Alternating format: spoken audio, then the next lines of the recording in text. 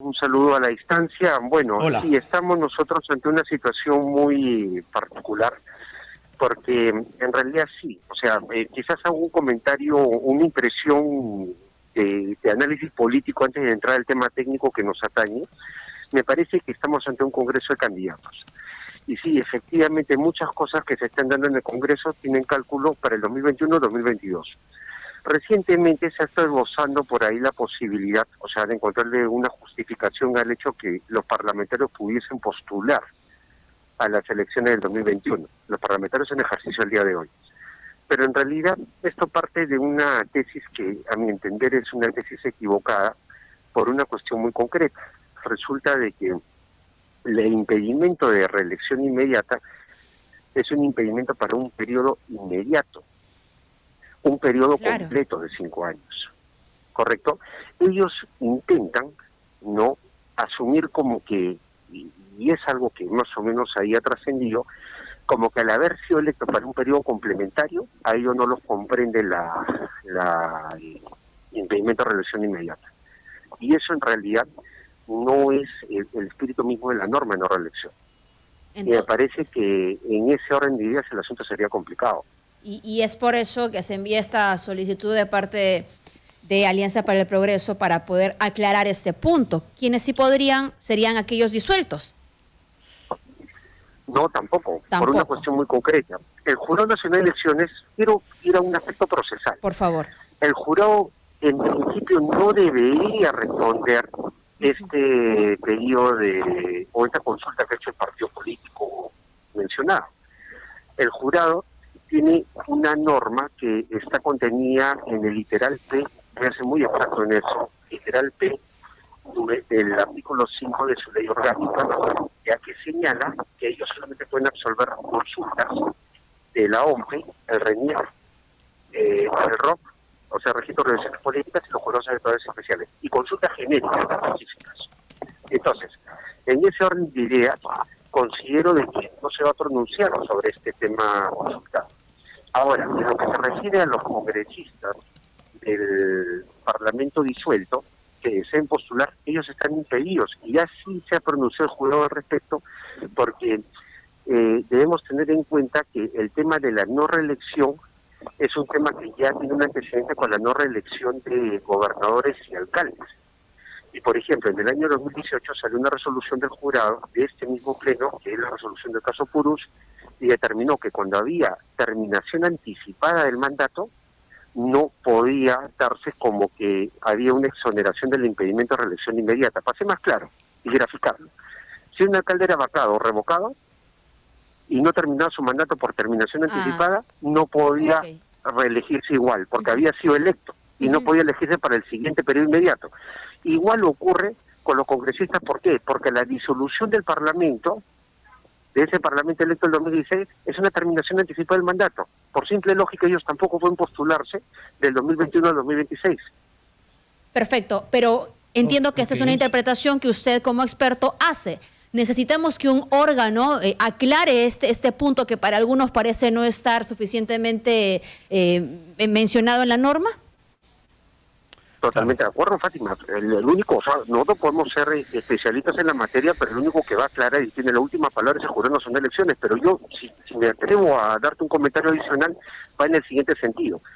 Esto yo creo que se va a dar en dos circunstancias. La primera va a ser si es que un jurado electoral especial le pide una aclaración al jurado sobre el tema al momento del inicio de la inscripción de candidaturas. Así ocurrió, por ejemplo, con el jurado electoral especial de Ica, que le Exacto. preguntó al jurado si es que los congresistas del Parlamento disuelto podían consultar a estas últimas elecciones congresales extraordinarias del 2020. Ahora, Correcto, otro pero perdón que te, momento, que te sí, interrumpa. Y dijo sí, que sí. ¿Eso no es un antecedente claro. que podría jugar a favor de que congresistas quieran reelegirse en el 2021?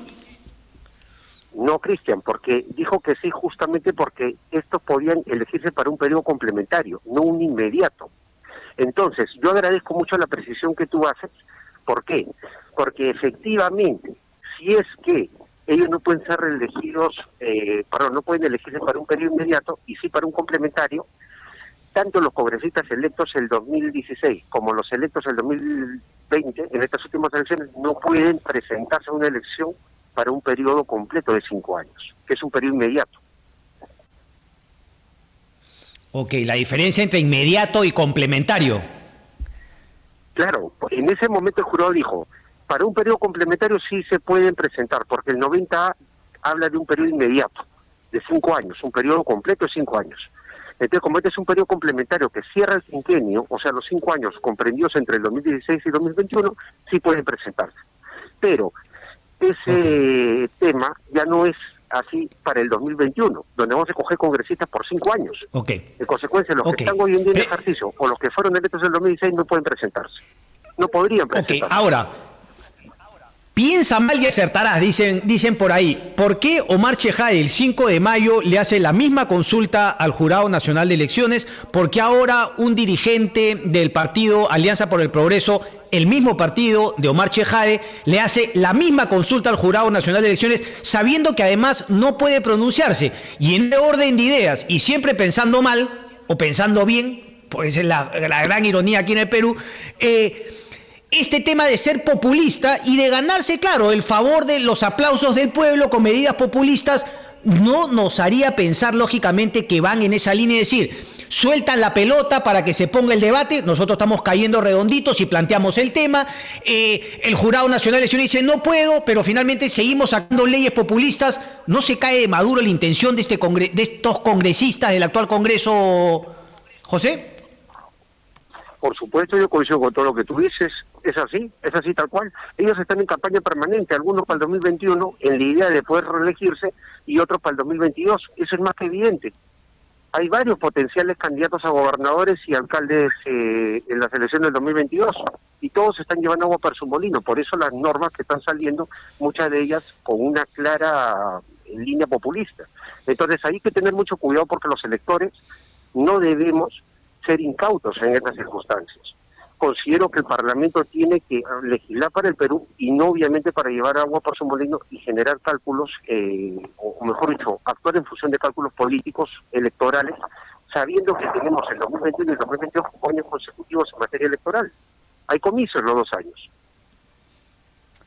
Correcto. Clarísimo. Muy bien. Clarísimo. ¿Le parece que también un escenario donde se puede discutir esta materia es llamado Pacto Perú?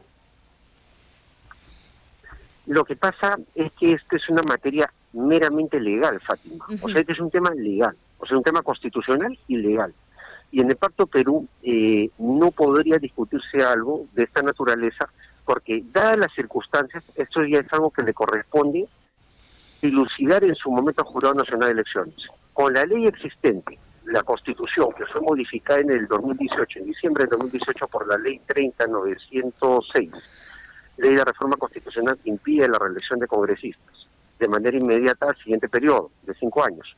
Ya, con esa norma y además con las normas que están actualmente vigentes en materia electoral para estos comicios excepcionales, porque son excepcionales básicamente por el COVID, bueno, simplemente el jurado lo que le corresponde es aplicar, dilucidar. Como lo he dicho, yo creo que el momento más cercano en que podríamos tener un pronunciamiento del jurado formal podría ser ante la consulta de un jurado electoral especial una vez que se instalen al momento de la inscripción, porque ya hay un antecedente con lo que ocurrió en el caso del jurado electoral especial de Ica. Correcto, que fue justamente para las elecciones, igualito había esa duda y se dilucidó en esa circunstancia. Pero ahora, entonces, José, ¿por qué no ir directamente? El Congreso se deja de tanto aspaviento, ¿no? Porque siempre van ahí de costado, sinuosamente, y no plantear una reforma a esa ley que se aprobó en referéndum. Aquí quiero que nos expliques cuáles son las limitaciones a que un nuevo Congreso pueda cambiar lo que se decidió en un referéndum. No hay impedimento para tocar ese tema, ya, pero evidentemente ellos advierten que no es una medida popular. O sea, no legislativamente tocar el tema, ese tema, la bicameralidad, que a diferencia, por ejemplo, de la no reelección inmediata, la bicameralidad debería ser planteada en este momento. Entonces, claro, pero debería ser planteada porque el Perú, y acá sí quiero ser bien objetivo, Cristian, tiene un serio problema de su representación política. No pasaría Tenemos 130 parlamentarios por más de... Claro, no pasaría lo de hoy. O sea, no es posible, por ejemplo, que se ha estado discutiendo situaciones como el Distrito 27, y saltó el caso de República Dominicana, que tiene 190 parlamentarios y 7 representantes del exterior. O sea, increíble, o sea, había mejor representación política que acá estamos subrepresentados, pero indistintamente a eso, yo considero de que ellos saben de que, por ejemplo, tocar el tema como una reforma constitucional devendría pues en un hecho impopular, y evidentemente tampoco quieren asumir un costo político por ese lado. Entonces, juega un poco a la interpretación que se le pueda dar, y sabemos que en este país siempre las interpretaciones pueden darse de acuerdo a lo que les interesa a algunos. Una última de mi parte, corrígeme por favor, porque ya la memoria entre tantos organismos, el Congreso no toca pito en la elección de los miembros del Jurado Nacional de Elecciones, ¿es correcto? Correcto, totalmente. El Jurado Nacional de Elecciones... Ok, no es como en el TC, que por ejemplo obviamente el Congreso debe tener sangre en el ojo y debe estar diciendo, caramba, tengo que cambiar a los miembros del TC para tener un TC pues que no nos declare la inconstitucionalidad de las normas que tanto le gusta a la gente. En el Jurado Nacional de Elecciones no pasa eso. Entiendo que es uno de la Fiscalía o del Colegio de Abogados de Lima y otros que conforman el Tribunal del Jurado. Claro, a ver, la componente del jurado viene de 5, o sea, por 5 elecciones. Una elección del presidente que le hace la Corte Suprema de Justicia de la República. Este año, por ejemplo, el doctor Ticona deja el cargo y asume un nuevo vocal supremo que va a reemplazarlo. Tiene la presidencia por 4 años. Uno que es elegido entre los jueces supremos, para los fiscales supremos, Ministerio Público, han ratificado al doctor Carlos Arce. Un tercero que viene de la Junta de Decanos de Universidades Públicas, que también va a cambiar, de la Junta de Decanos de Facultades de Derecho Privadas, que se va a mantener hasta el próximo año, el doctor Rodríguez Vélez, y finalmente tenemos el Colegio de Abogados, que bueno, parece que no está dando puntada con hilada en el tema de la elección, porque ahí no se sabe exactamente cuándo van a poner... El Colegio de Abogados de Lima... El doctor Chamamé. Sí. Claro, pero el Colegio de Abogados de Lima está más desprestigiado que Odebrecht. Y que me disculpe el Colegio de Lima, pero es la verdad. Y hay muchos abogados que se quisieran salir de ese Colegio de Abogados de Lima. Si no han podido ni siquiera hacer una elección para el decano del Colegio de Abogados de Lima meridianamente transparente. Te lo digo como abogado, y discúlpame por favor la opinión tan sincera, pero yo como agremiado siento vergüenza ajena al Colegio de Abogados de Lima. Así lo quiero resumir, sí. Y ya la verdad, y está bastante disminuido, en serio que va de mal para peor. Correcto. Bueno, vamos a ver, entonces hay que estar atentos, ¿no? Porque queda clara la intención de los congresistas de la República, sobre todo de APP. Bueno, es evidente, porque es notorio también de que hay ciertas, ya hay habido ciertos indicios también de algunas acciones legislativas, bueno, que tienen una connotación muy exigida ya en beneficio de un determinado partido. Recordemos, por ejemplo, el tema de la afiliación, también fue un tema en el que insistieron bastante, ¿no? Eso de que tengan 1 año, 6 meses luego de afiliación, sí. y finalmente se quedó con que tengan afiliación vigente o activa hasta el 30 de septiembre, la última norma que salió publicada. O sea, yo creo que deberían tener cuidado porque ese partido, al igual que otros, representan, o sea, a todos los peruanos y por lo menos Alianza por el Progreso tiene una base muy fuerte de representación en diferentes regiones parlamentarias, tiene también muy buena representación de gobiernos regionales y locales, entonces creo que deberían tener bastante cuidado en cómo van a actuar en el Parlamento porque va a marcar la pauta de los siguientes años de este partido. Mucho cuidado. ¿Qué le falta ahora mismo al Congreso que tiene plazos el siguiente mes hacer? Entiendo que hay el tema de financiamiento, pero hay una propuesta en torno a cancelar a los partidos políticos cuando finalmente, tras una investigación, si hay alguna responsabilidad sobre aportes ilícitos. Pero eso sería ya futuro, ¿no? ¿Se entiende? Bueno, bajo la teoría de los hechos cumplidos, esta norma, si entra en vigencia, se aplica de manera inmediata, a menos que tenga una vacatio de leyes o una reserva en su aplicación, o sea que no se aplique por lo menos, digamos, el siguiente proceso. Entonces, eso es la cancelación, por ejemplo, es algo que en su momento sí se tiene que legislar. A mi entender, se podría tratar el tema porque ya es en una etapa posterior. Por ejemplo, el tema de lo que es financiamiento de partidos políticos es un tema que va a exigir mucho a la OMPE y debería en todo caso mejorarse la normatividad vigente para que la OMPE pueda hacer mejor su trabajo de control de estos fondos, la supervisión que tienen ellos por ley. Pero además de eso, si se advierte situaciones de uso de dinero ilícito en el financiamiento de un partido, su actividad partidaria o sus campañas, sí debería incluirse esto como una causal de suspensión y también de pérdida de inscripción, específicamente en la ley de organizaciones políticas. Particularmente yo he discrepado con la tesis de los fiscales que están viendo los casos de financiamiento ilícito de partidos políticos, cuando señalan de que estos podrían ser disueltos. No es así, porque el Código Penal no se le aplica a un partido que tiene una ley específica y cuya pérdida de inscripción, que equivale a la disolución o suspensión, está específicamente regulada en una ley, no en el Código Penal, sino en una ley como es la Ley de Organizaciones Políticas. Entonces sí convendría, Fátima, que eso sí se toque y se termine legislando para aclarar y evitar problemas. Por ejemplo, hace poco se modificó el Código Penal con el 359A que toca el tema de financiamiento ilícito. Entonces, si estamos claros con lo que es financiamiento prohibido y hay un marco normativo, ya no habrían vacíos, por ejemplo, en el procesamiento de líderes políticos, que bueno, ya sabemos por qué esta situación ha sido bien compleja. Hoy en día uno de los más grandes problemas que tienen los fiscales es justamente sustentar su tesis, porque en realidad en el momento que se produjeron los hechos no había un marco normativo, Eso, recién lo hay recientemente. No es retroactivo. Pero, a ver, claro. Luego podrían los correligionarios de algún partido decir, pero están cortando mi derecho, digamos, a formar parte de una democracia y postularme bajo el partido que yo elijo porque estarían cerrándolo, cuando de repente hay algunos que sí, pues no tenían nada que ver con el asunto. Bueno, es que claro, ese es el punto, pero obviamente si hay un marco normativo ya saben a qué se atienen. Eso, por eso te digo, eso hay que regularlo. Entre tanto, sí, efectivamente, la disolución de un partido o la pérdida de inscripción de un partido por este tipo de causal, si estuviese regulada en la ley de organizaciones políticas, cosa que a la fecha no ocurre, si ocurriese eso, por ejemplo, tendríamos nosotros, sí, una afectación del derecho de asociación política que está regulado en el artículo 35 de la Constitución. O sea, sí, efectivamente. Por eso es que todo lo que tiene que ver con sanciones, Fátima y Cristian, tiene que estar específicamente señalado en la norma. Ahí no hay interpretación ni extensiva, ni analógica, ni porque se me ocurrió. Tiene que estar en la norma, claro. José, un poquito más respecto, le dijiste que discrepas con el trabajo del Ministerio Público respecto de anular, lo pidió para el Partido Nacionalista, para Fuerza Popular, etcétera, pero quisiera ir un poquito más allá. ¿Te parece que están intentando de intervenir en la política con sus medidas, vamos a ponerlo suavemente, ¿no? Voluntaria o involuntariamente del Ministerio Público, pero que de hecho lo están haciendo y están yendo más allá de lo que es la labor del Ministerio Público?